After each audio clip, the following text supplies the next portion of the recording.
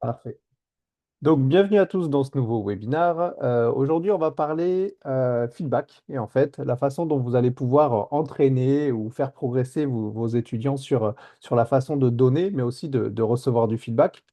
Et on verra que sur la plateforme, on a pas mal de fonctionnalités, de modèles que vous allez pouvoir utiliser pour adresser justement ce cas d'usage et intéresser, on va dire, vos étudiants sur l'art du feedback et son intérêt. Donc, rapidement, je me présente. Donc, je m'appelle Florent, je suis coach à Challenge Me. Je suis en charge d'accompagner les enseignants, les étudiants sur l'utilisation de la plateforme. On travaille avec la plupart des établissements supérieurs français, enfin francophones. On travaille aussi avec le Canada, la Suisse et la Belgique. Et on est intégré aux outils des écoles pour plus de facilité d'utilisation. Voilà, on est intégré, comme je disais, aux outils des écoles. Donc, on va regarder un petit peu les modèles que l'on propose sur notre site internet, des modèles que vous pouvez retrouver après directement sur la plateforme. Et je vais vous présenter quelques modèles déjà sur différents aspects euh, que vous allez pouvoir utiliser pour travailler sur le feedback. Donc, j'ai noté trois modèles, donc trois cas d'usage que vous allez pouvoir retrouver. Alors, ces cas d'usage sont en deux. Voilà. Là, vous pouvez retrouver sur notre site internet, dans les exemples d'utilisation dans la bibliothèque de cas d'usage, tous nos modèles. Donc, chaque semaine, on vous présente quelques-uns de ces modèles selon des cas d'usage bien spécifiques. Et aujourd'hui, les cas d'usage en question vont se trouver sur la deuxième page, ici, directement.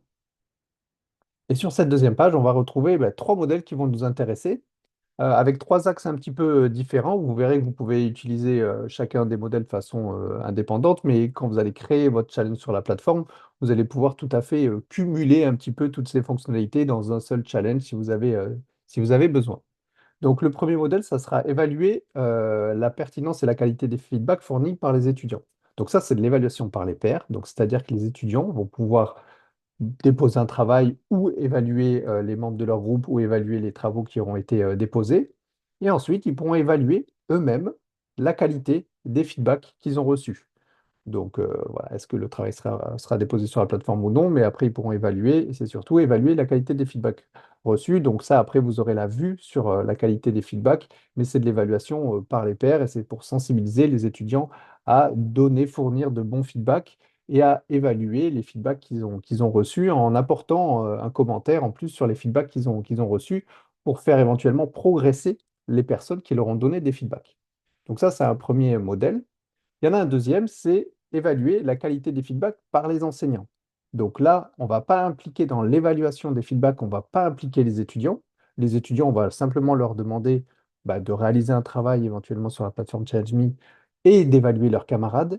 Et vous, en tant qu'enseignant, vous allez pouvoir venir et évaluer la qualité, la pertinence des feedbacks que les étudiants ont donnés et vous allez pouvoir faire des commentaires sur leur feedback pour les aider à progresser, et pour leur dire, ben voilà, ce feedback, tu n'as pas noté ce point ou tu n'as pas assez développé, etc. Vous allez pouvoir apporter des commentaires pour faire progresser l'étudiant sur la façon dont il donne un feedback. Et en plus de tout ça, il y a une possibilité d'exploiter l'IA pour aider les étudiants à développer leur feedback. Donc ça, je vous montrerai sur la plateforme, en fait, lorsqu'ils vont donner un feedback, lorsqu'ils vont réaliser leurs évaluations, il y a un bouton qu'ils peuvent activer pour activer un assistant IA qui va un petit peu scanner toutes leurs évaluations. Attention, le scan ne va pas se faire sur le travail qui a été fourni. Il va simplement se baser sur leurs évaluations, voir si les commentaires qu'ils ont fournis, les notes qu'ils ont données, etc., tout ça, c'est cohérent. Et si l'IA peut, elle leur fournira des axes d'amélioration sur la façon dont ils peuvent donner un bon feedback ou les choses qu'ils n'ont pas forcément relevées lorsqu'ils ont donné leur feedback. Donc, vous pouvez tout à fait utiliser indépendamment ces trois modèles, faire uniquement évaluer les étudiants, impliquer uniquement des enseignants dans l'évaluation des feedbacks, ou uniquement aider les étudiants grâce à l'IA à donner un bon feedback. Mais vous pouvez aussi tout à fait cumuler ces trois fonctionnalités dans un seul et même challenge. Oui, J'ai il une y a des petite questions? question.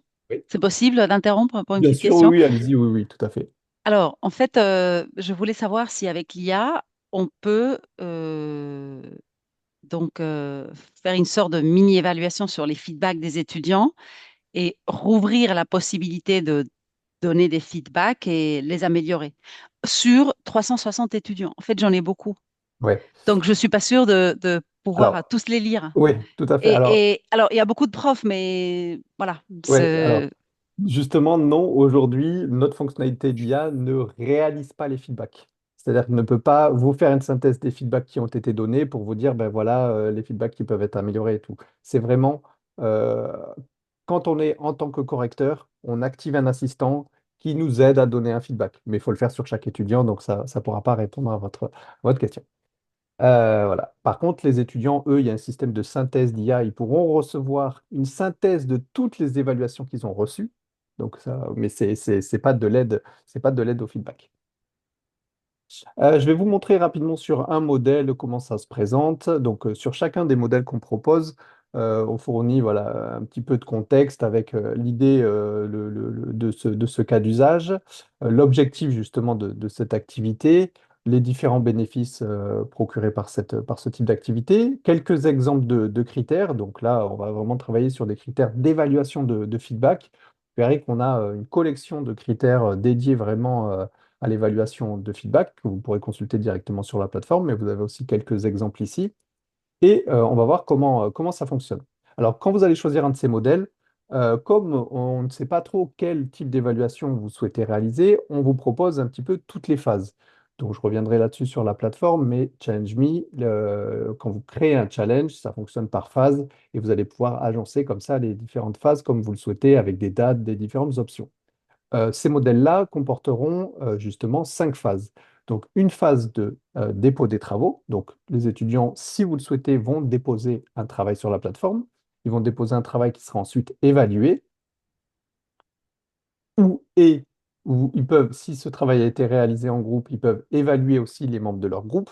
Donc, vous voyez, là, il y a toutes les phases. S'il y a des phases qui ne vous intéressent pas, vous pouvez tout à fait les supprimer dans le modèle lorsque vous créez votre challenge. Si vous voulez uniquement que ça soit de l'évaluation des membres de son groupe, basé sur des critères comportementaux, etc., vous pouvez supprimer les 2 premières phases qui sont vraiment basées sur de la réalisation d'un travail. Mais vous pouvez aussi tout à fait les cumuler. Et en fait, l'idée, la phase importante, ça va être la phase d'évaluation des feedbacks reçus.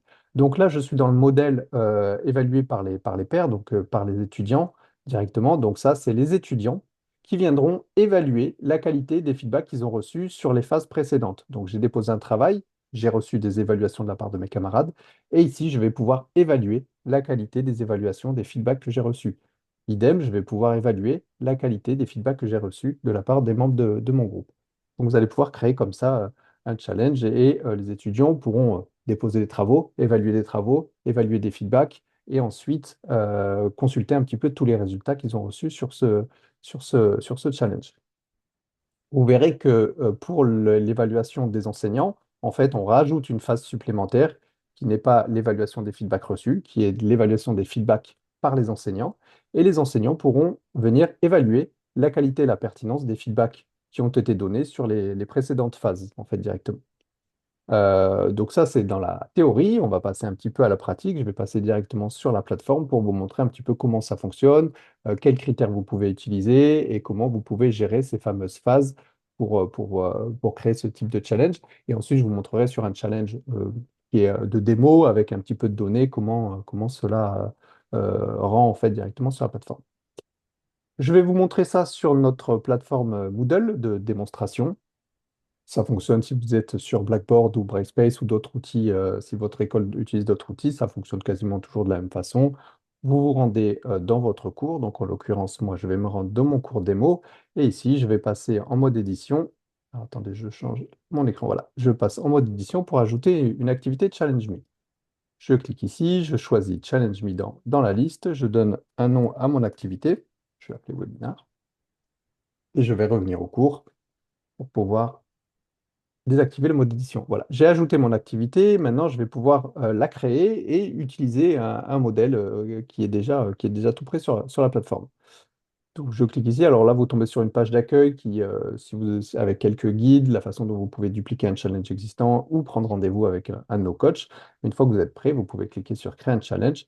Et là, vous allez pouvoir sélectionner un de nos modèles. Alors, si vous avez déjà utilisé la plateforme, vous voyez que les modèles, la présentation des modèles a changé parce que, comme je vous le disais, on ajoute des modèles régulièrement et la présentation précédente ne correspondait plus trop à ce format-là. Donc, on a tout modifié où maintenant les modèles sont un peu plus clairs, où on voit sur chacun des modèles les différentes phases qui sont présentes dans ce modèle, il a un petit descriptif du modèle et après un bouton pour le créer. Si vous cliquez ici sur Découvrir, on vous redirige directement sur notre site internet qui détaille en fait exactement la présentation de ce modèle.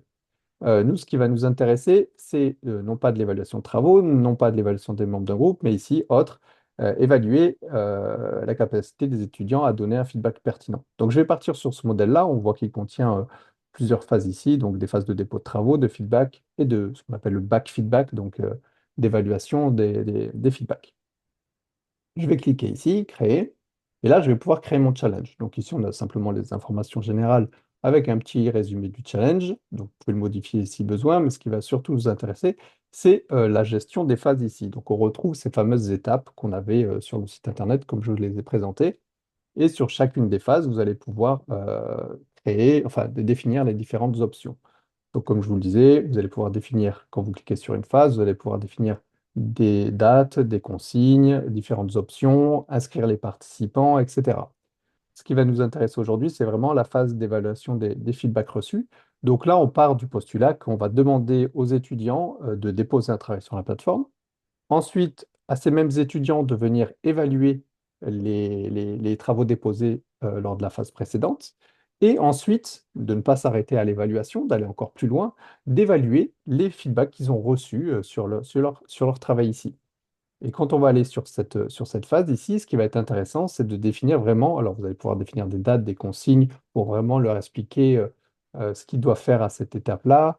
Voilà, on fournit aussi un petit guide dans les consignes par défaut, on leur explique un petit peu ce qu'ils doivent faire, mais on leur fournit aussi un guide sur la façon dont ils doivent interpréter et donner des feedbacks. Voilà, donc ça, vous pouvez, si vous avez des guides ou si vous avez des documents, vous pouvez tout à fait les attacher aux consignes pour permettre aux étudiants un petit peu de progresser sur la façon de donner de bons feedbacks et de recevoir des feedbacks. Et on va regarder un petit peu sur les critères d'évaluation. Donc ça va être un petit peu le point central des évaluations, c'est de définir des bons critères pour permettre aux étudiants de bien évaluer. Et du coup, s'ils évaluent bien, ils vont faire progresser leurs camarades sur les sujets qu'ils sont en train d'évaluer. Donc sur les critères d'évaluation, par défaut, on a défini certains critères avec une modalité d'évaluation qui sont les options prédéfinies. Donc on ne va pas demander aux étudiants de donner une note en fait sur les critères sur les feedbacks pardon, qui sont en train d'évaluer, mais on va plutôt leur demander de choisir une option qui correspond à l'évaluation qu'ils sont en train de réaliser. Donc par exemple, sur ce premier critère, on a le feedback est-il précis et l'étudiant va pouvoir choisir une des valeurs suivantes, donc feedback vague, offre quelques détails, feedback détaillé spécifique, etc. Et on a comme ça plusieurs critères qui sont déjà prédéfinis. Donc, comme je le disais, le feedback est-il précis, le feedback est-il constructif, le feedback est-il clair. On est parti sur ces trois critères de base, mais vous pouvez tout à fait en ajouter si besoin, créer vos propres critères avec vos propres grilles d'évaluation, vos propres modalités d'évaluation. Si vous souhaitez ajouter finalement une notation qui ne doit pas être faite avec des valeurs prédéfinies, mais plutôt une note, etc., vous pouvez tout à fait changer la méthode d'évaluation et demander aux étudiants de, par exemple, d'utiliser un système d'étoiles et les étudiants vont donner une note, par exemple, de 1 à 4 étoiles ou 1 à 10 étoiles sur chacun des critères qui leur seront proposés. Voilà. Donc ça, c'est libre à vous. Nous, on a choisi, voilà, pris le parti d'utiliser les options prédéfinies par défaut, mais vous pouvez tout à fait ajouter vos propres critères avec vos propres modalités d'évaluation. J'ai une petite question, Oui, si je peux. oui, allez-y, bien sûr. Euh, Est-ce que, par exemple, un étudiant, donc là, il est en train de donner du feedback aux étudiants et après, il Oui. va donner, voilà. Est-ce que, pardon, je ne sais pas Mhm. comment formuler ma question. Mettons une équipe de cinq, voilà. Oui. Est-ce que le membre numéro un, donc, va évaluer les quatre autres? Alors, dans cette Ou le phase-là, travail déposé, pardon, voilà. pardon.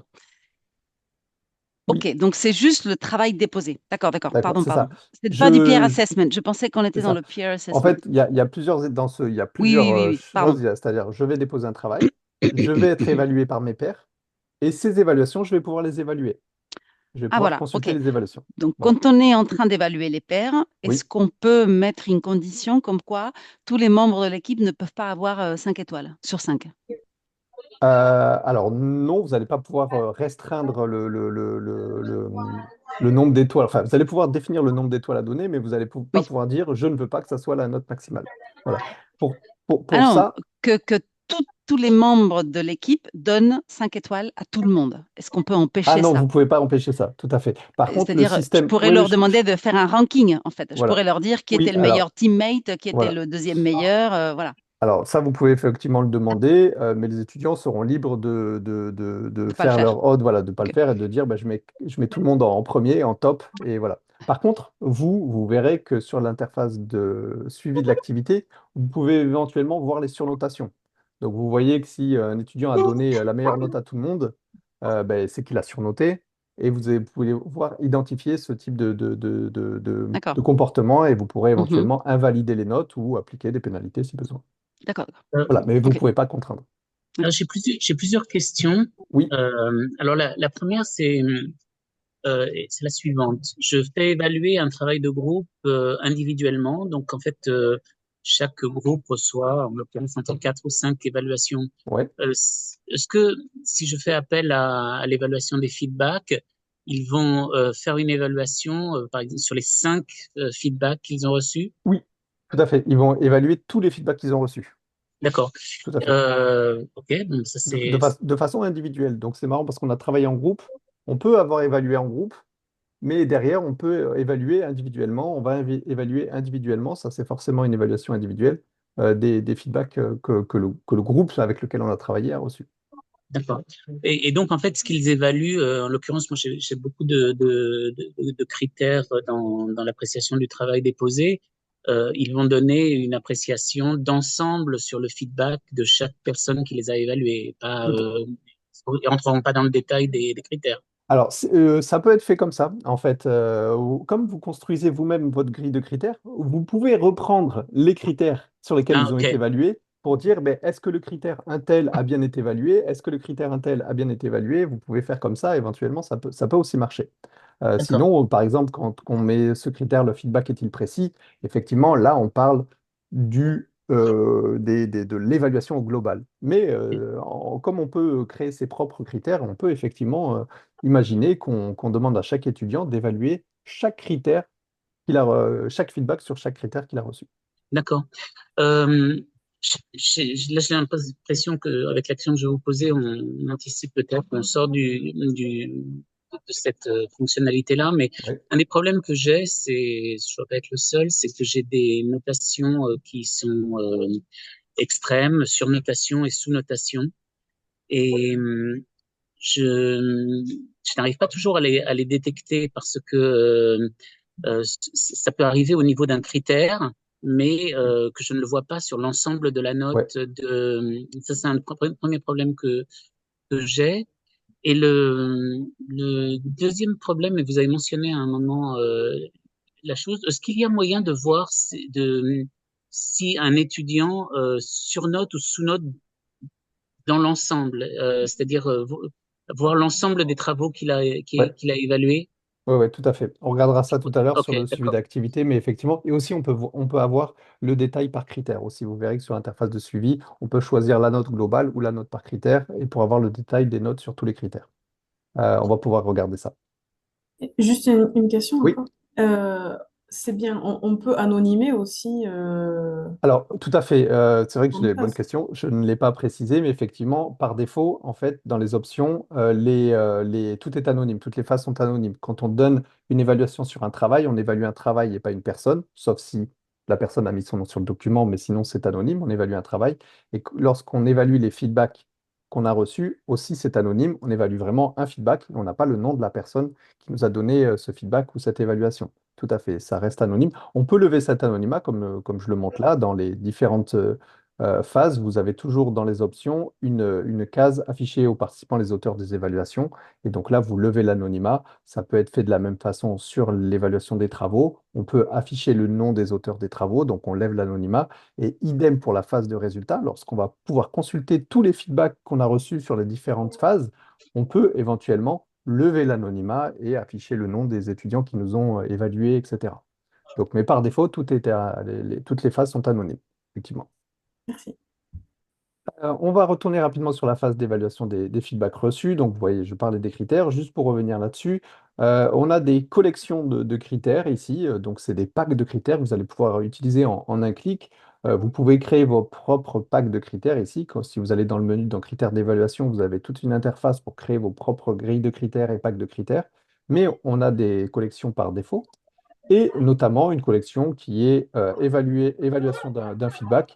Et si besoin, vous pouvez utiliser, voilà, qui utilisera ces 4 critères par défaut. Vous pouvez cliquer dessus, la sélectionner, et là, vous vous retrouvez directement avec ces 4 critères qui ont été ajoutés à votre challenge. Donc voilà, vous pouvez consulter, créer vos propres grilles, ce qui permet de les réutiliser très simplement sur d'autres challenges si vous utilisez régulièrement ce type d'activité et ces critères-là. C'est intéressant d'en créer une collection pour la réutiliser très simplement sur vos autres challenges. Voilà, ça, c'était le petit aparté collection de critères. Là, j'ai fait une évaluation, comme je disais, des feedbacks reçus. Donc, c'est les étudiants qui vont évaluer les feedbacks qu'ils ont reçus. Mais vous pouvez tout à fait participer à cette évaluation et vous allez pouvoir évaluer donc, les feedbacks qui ont été donnés sur cette phase-là.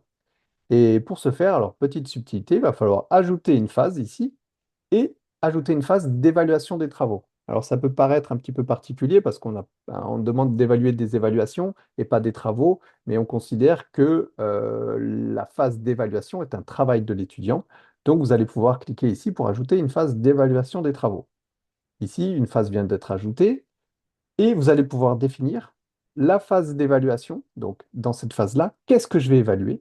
Eh bien, je vais évaluer l'évaluation des travaux. Donc, je vais évaluer l'évaluation des étudiants.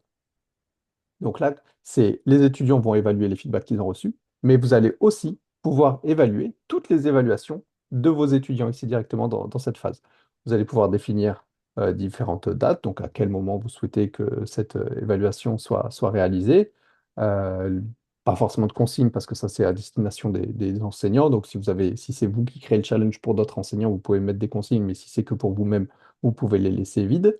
Et l'idée, c'est que dans les participants, ici, on ne va pas impliquer des étudiants, mais on va inscrire individuellement des enseignants. Donc, dans cet exemple ici, je vais m'ajouter moi-même ici, je vais ajouter moi et Jean, par exemple, à cette évaluation. Et tous les deux, on pourra évaluer les évaluations qui ont été réalisées ici dans cette phase d'évaluation. Donc ça, c'est vraiment de l'évaluation. On nous le demande, ça, souvent. C'était pas disponible il y a quelques mois et maintenant, c'est possible. Vous pouvez évaluer la qualité des feedbacks de vos étudiants. Donc, même principe, vous allez définir des critères, etc. C'est le même fonctionnement, en fait, que la phase d'évaluation des feedbacks reçus, sauf que c'est vous qui serez impliqué dans cette phase d'évaluation. Donc ça, c'est un petit peu voilà, pour le paramétrage et je vais passer rapidement sur le suivi de l'activité et à quoi ça va ressembler en production pour les étudiants, comment ils vont évaluer les feedbacks et pour l'enseignant, comment ils vont pouvoir évaluer comment un enseignant va pouvoir aussi évaluer les évaluations de ses étudiants. Donc je vais cliquer ici sur une activité qui est déjà toute prête ici. Hop, et je vais me retrouver ici dans le suivi de l'activité. Donc, je suis en tant qu'enseignant, donc j'ai accès à suivi de l'activité. Je reviendrai tout à l'heure pour répondre aux questions de surnotation, sous-notation, etc. Ça va être ici que ça se passe. Mais ce qui va nous intéresser, c'est l'aperçu ici pour voir ce que vont voir les étudiants. Donc, si je clique sur l'aperçu, ici, je suis en tant que Noah Leroy, qui est un étudiant qui doit réaliser un travail. Et je vais pouvoir définir, alors on peut définir une date, donc ce qui va m'intéresser, c'est de voir au moment où il est en phase d'évaluation, donc entre le 1er décembre et le 10 novembre. Donc on va passer voilà, au 7 décembre, et ici on voit que les phases sont activées. C'est vraiment une visionneuse ici, hein, c'est pour voir ce que voit l'étudiant à telle date ou ce que verra l'étudiant à telle date. C'est vraiment avoir un aperçu du challenge. Donc, je vais cliquer ici sur la phase d'évaluation des feedbacks reçus. Et ici, Noah Leroy a reçu différents feedbacks ici qu'il va pouvoir évaluer. Donc, bon, c'est vraiment un challenge très simple pour notre démo. Donc, voilà, il y a 2 critères et simplement quelques petits feedbacks qui ont été donnés. On n'a pas développé plus que ça dans notre interface de démo. Mais c'est pour que vous compreniez le principe. Donc, chaque étudiant pourra venir évaluer voilà, les 6 feedbacks, en l'occurrence, là, qu'il a reçus.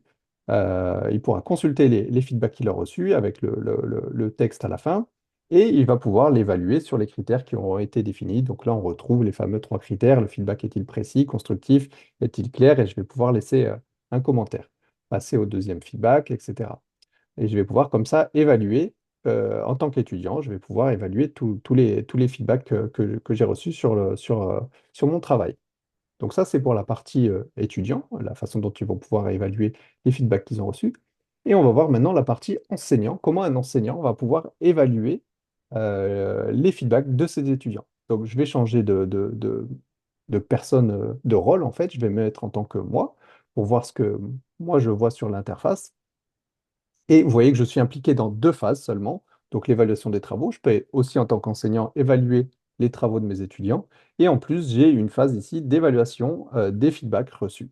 Euh, Hop, je vais cliquer ici et je vais retrouver tous les feedbacks qui ont été donnés par les étudiants sur ce challenge.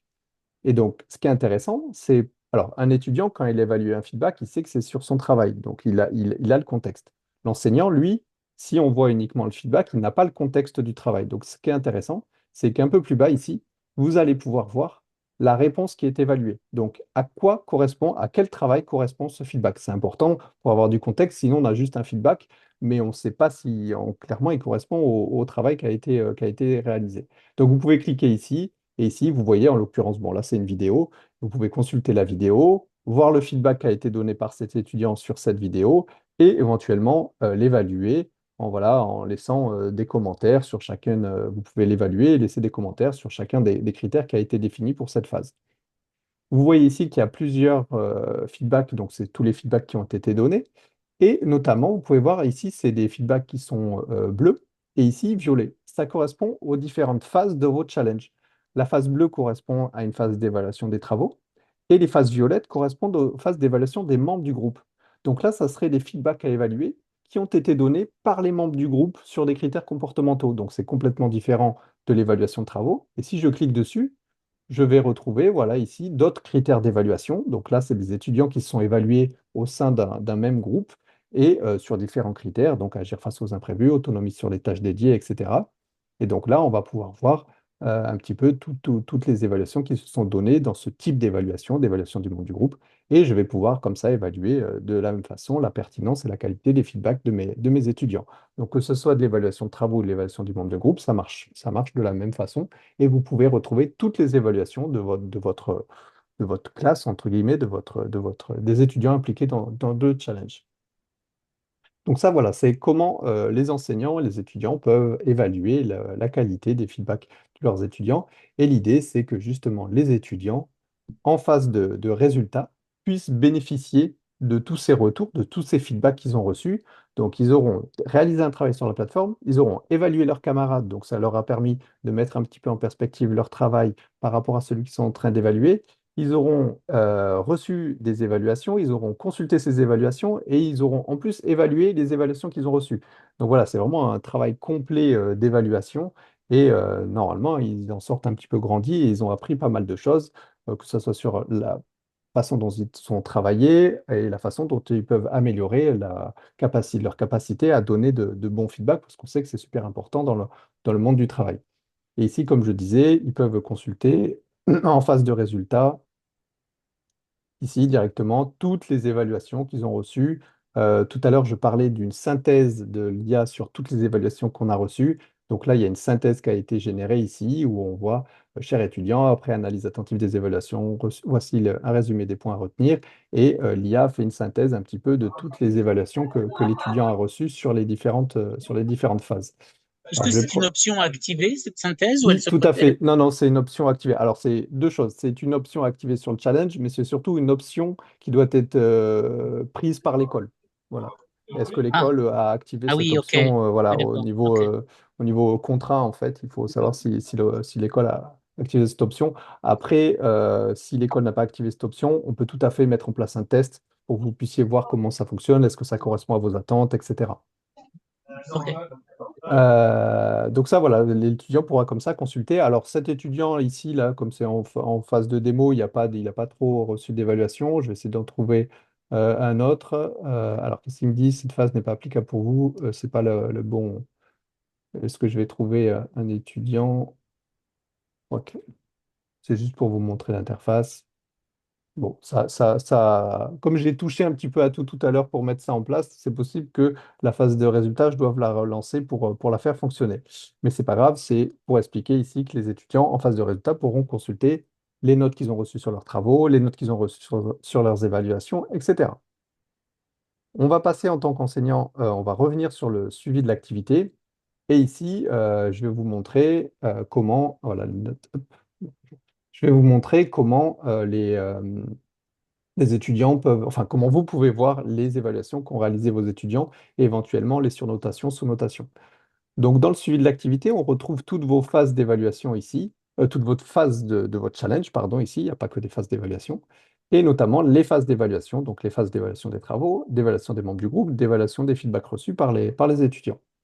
Et quand vous cliquez ici sur une phase, vous allez pouvoir avoir un petit peu toutes les informations de participation de chaque étudiant. Donc on voit que Théo Bernard a réalisé pour le moment 2 évaluations sur 4. Et on voit qu'il y a ce petit picto qui détaille le fait que cet étudiant a été détecté, enfin le système a détecté, pardon, une sous-notation comparée aux autres évaluations. Donc vous voyez, dès que vous voyez un petit picto comme ça, c'est le système qui vous alerte, attention, cet étudiant a réalisé au moins une évaluation qui a été détectée comme sous-notée. Pour avoir le détail, vous cliquez dessus, bon là en l'occurrence c'est les deux, et on voit que cet étudiant a noté 6,50 sur 10 ce premier groupe et 3,81 sur 10 ce deuxième groupe. Et on peut voir si on passe la souris dessus, par exemple, vous voyez que, il y a encore plus d'informations de contexte, c'est qu'il a donné 3,81, mais que les autres participants ont une tendance à noter ce groupe entre 6,75 et 8,79. Donc là, il y a clairement une sous-notation. Vous le voyez directement. Donc en un clic, vous pouvez voir les éventuelles sous-notations. Ça marche de la même façon pour les surnotations. Et derrière, vous pouvez éventuellement appliquer une action. Donc, vous pouvez invalider le feedback, le repasser en brouillon pour demander à l'étudiant de le réaliser à nouveau en disant là, ton évaluation, elle est un petit peu déconnectée de la réalité, etc. Vous pouvez effectuer différentes options. Donc, ça, c'est pour voir par étudiant. Si on le change en brouillon, Oui, est-ce que l'étudiant reçoit un message lui disant non, qu'il doit... non, pas Alors, encore. comment Alors, comment justement, va-t-on gérer cette affaire-là?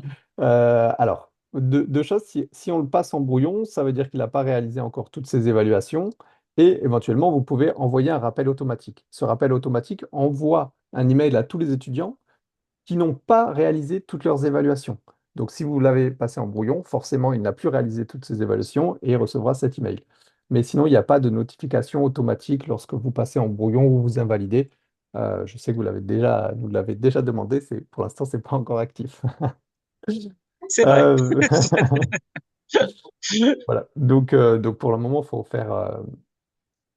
Alors, une question d'Agnès, je vais répondre. Quand les résultats ne sont pas publiés, est-ce que les étudiants peuvent voir les résultats en cliquant sur l'activité ou est-ce connecté? Tout à fait. Par défaut, les résultats ne remontent pas en automatique dans Moodle, ils sont disponibles sur la plateforme. Donc, l'étudiant, au démarrage de la phase de résultats, recevra un email, si vous avez activé les notifications sur cette phase, recevra un email pour lui dire les résultats sont disponibles, tu peux aller les consulter dans l'activité dans Moodle, mais dans l'activité Challenge Me, hein, pas dans le carnet de notes de Moodle. Dans l'activité Challenge Me, l'étudiant pourra comme ça consulter. Alors, normalement, ça devrait marcher par rapport à tout à l'heure.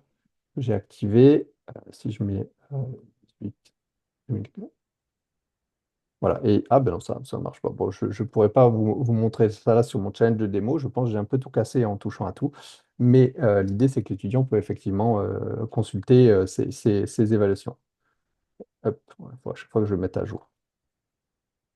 Ça, justement, l'intérêt, donc vous avez vu comment vous pouvez voir sur chacune des phases les éventuelles sous-notations, surnotations et comment vous pouvez agir dessus. Donc ça marche pour les phases d'évaluation des membres du groupe, mais ça marchera aussi sur les phases d'évaluation des feedbacks reçus ici. S'il y a des surnotations, sous-notations, vous le verrez de la même façon. Et ce qui va être intéressant d'analyser, c'est la phase de résultat ici. Et vous allez pouvoir voir ici, décidément, hop, faut que ça, vous n'aurez pas besoin de vous le faire, je vous rassure, c'est vraiment mon challenge ici. Bon, comme on touche à beaucoup de choses dans ce challenge et il n'est pas forcément bien réalisé, ça ne s'affiche pas. Mais pour vous, ça s'affichera correctement. Et ici, dans cette phase de résultat, vous allez pouvoir retrouver toutes les notes par étudiant, toutes les moyennes qu'il a reçues sur chacune des phases. Donc, on va pouvoir voir la moyenne qu'il a reçue par l'enseignant, donc sur les feedbacks qu'il a donnés, sur les feedbacks qu'il a donnés, mais la moyenne donnée par les étudiants, la moyenne des évaluations des membres de son groupe et la moyenne sur le travail qu'il a fourni. Et comme ça, ici, vous allez pouvoir avoir une note globale ici, donc une moyenne générale de toutes les phases de votre challenge. Éventuellement, vous allez pouvoir appliquer des pénalités et à la fin, ça vous donnera ici une note finale concernant toutes ces évaluations. Sur ces différentes évaluations, ici, vous pouvez appliquer différents calculs, différentes configurations de calcul des scores. Vous avez un bouton ici dans cette phase qui est la configuration du calcul des scores. Et vous allez pouvoir définir la note finale. Si vous voulez que la note soit sur 20 ici, je peux cliquer ici directement et mes notes basculent non plus sur 10, mais sur 20. Et vous pouvez appliquer des différents coefficients sur les différentes phases. Donc, si vous souhaitez que la note sur l'évaluation des travaux pèse plus que la note d'évaluation d'un membre de groupe, qui pèse plus que la note d'évaluation des feedbacks reçus, etc., vous pouvez paramétrer tout cela avec des coefficients. Par défaut, chaque phase vaut 1, donc elles ont le même poids, mais vous pouvez dire, ben voilà, la phase d'évaluation des travaux vaut 2, donc elle comptera pour 50% de plus que les autres notes, etc. Donc, vous pouvez comme ça gérer sur les coefficients de chacune des phases pour le calcul de la note finale, et dans chacune de ces phases, gérer les coefficients de chacun des critères pour rentrer encore plus dans le détail. Si vous avez des critères qui pèsent plus lourd que d'autres, vous pouvez appliquer des excusez Emmanuel, je désactive votre son parce qu'on entend le nom derrière. C'est bon, je me suis occupé. Voilà. Du coup, vous pouvez appliquer des coefficients sur chacun des critères de vos phases pour faire un calcul de la note que vous souhaitez. Et imaginons que vous souhaitez uniquement, alors vous souhaitez réaliser une évaluation, donc les étudiants vont déposer un travail, vous allez pouvoir les évaluer, mais que la partie évaluation des feedbacks, etc., est uniquement là à but formatif et ne doit pas rentrer en compte dans la note, vous pouvez tout à fait appliquer des coefficients de 0 sur ces phases-là, ici, directement. Et donc là, ici, le travail qui a été, le travail réalisé par les étudiants, c'est-à-dire sur l'évaluation des feedbacks reçus, et vous, le travail que vous aurez réalisé sur l'évaluation des feedbacks de vos étudiants, ne sera pas compté dans le calcul de la note. Il sera juste là voilà, but formatif, pour faire progresser vos étudiants sur les feedbacks, mais il ne sera pas pris en compte dans le calcul de la note ici. Donc là, en l'occurrence, on voit bien que j'ai reçu une note de 15,31 sur mon travail. C'est ma note finale, c'est 15,31. Ça ne prend pas en compte la note de 15,33 sur l'évaluation des feedbacks que j'ai donnés. Voilà, vous pouvez comme ça mixer du formatif, du sommatif sur vos challenges pour dire, OK, le travail, lui, doit être noté. Et par contre, le travail sur le feedback, lui, c'est purement formatif et il ne doit pas rentrer en compte dans le calcul de la note, pardon. Et vous pouvez tout à fait comme ça gérer les différentes coefficients de vos phases. Et pour aller plus loin, pour répondre à la question tout à l'heure par critère, en fait, ici, on a une vue de moyenne générale, mais vous pouvez avoir une vue de moyenne par critère. Ici, vous avez la moyenne des critères de l'ensemble de la classe, donc pour voir rapidement si un critère a mal été compris par la majorité de la classe. Là, vous avez les différentes notes. Et ici, alors là, c'est pas très clair parce que j'ai beaucoup de critères et beaucoup de phases et beaucoup de choses qui ont été créées, mais ici, vous avez un détail du tableau avec les notes reçues des étudiants sur chacun des critères. Donc, vous pouvez voir les critères sur lesquels ils ont performé ou moins performé directement dans cette vue. Et vous pouvez filtrer sur un critère spécifique ici directement pour voir un petit peu la répartition des notes, etc. Donc, l'idée, vous pouvez le faire sur les feedbacks, sur les feedbacks qu'ils ont reçus pour analyser un petit peu les différentes notes uniquement sur les feedbacks. Voilà, je suis Je passé pensais un que ça peu. serait, Oui.